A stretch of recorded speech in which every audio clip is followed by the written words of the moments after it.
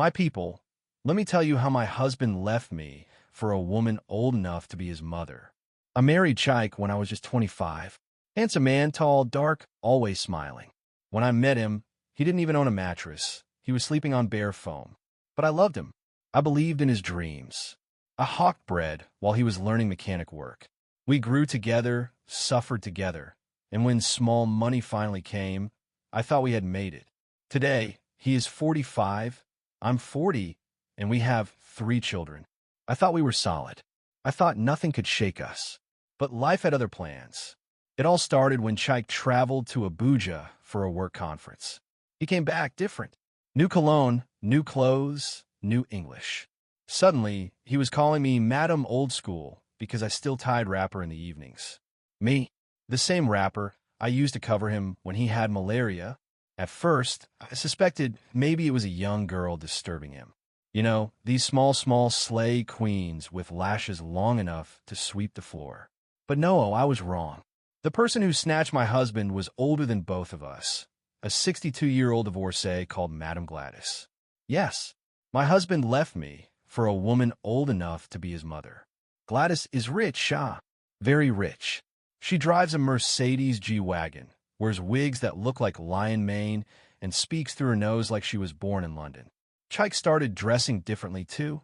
No more slippers and singlet. Now, it's designer shirts and loafers. He even started eating quinoa and kale salad. Imagine it.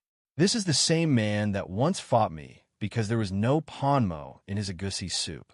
It got worse. He started comparing me to her. One night, he looked at my cooking and said, "Amaka, do you know Gladys doesn't even use Maggi? She cooks with pink Himalayan salt." I just stared at him. Pink what? This is the same man who used to lick palm oil straight from the bottle. Then the disrespect became unbearable. He stopped coming home on weekends. When he was around, he was always pressing phone, smiling sheepishly. I checked one day and saw his WhatsApp chat with Gladys. She was calling him my sugar mechanic and promising to buy him a Rolex. A whole Rolex. Meanwhile, the only gift he ever bought me in our 15 years of marriage was one Ankara wrapper during Christmas. One evening, I caught him sneaking out with a small box of clothes. I asked him where he was going. He looked me dead in the eye and said, "Amaka, I deserve luxury. Gladys understands me better." Luxury, cool? I nearly fainted. Now, he lives in her mansion, snapping pictures by her swimming pool like a teenager. On Facebook, he writes captions like, "Age is just a number, and don't settle for less when you can have more." Imagine my shame, but let me shock you.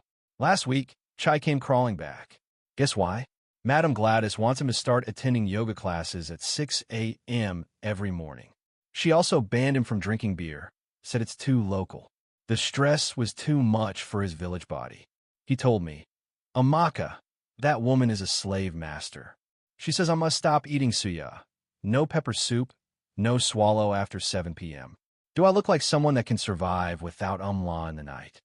Now, he's begging me to take him back. He says, "Amaka, you are my peace. Gladys is stressing my destiny." The children are confused. My eldest son said, "Mummy, don't take him back. Let him go and be doing yoga with his sugar mama." But my youngest daughter cried, "Mummy, please let Daddy come home. I miss him." Me, I don't even know what to do. Part of me wants to teach him a bitter lesson.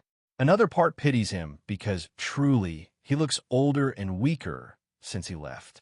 So, I'm asking you, my people, if you were in my shoes, would you accept your husband back after he abandoned you for an older woman?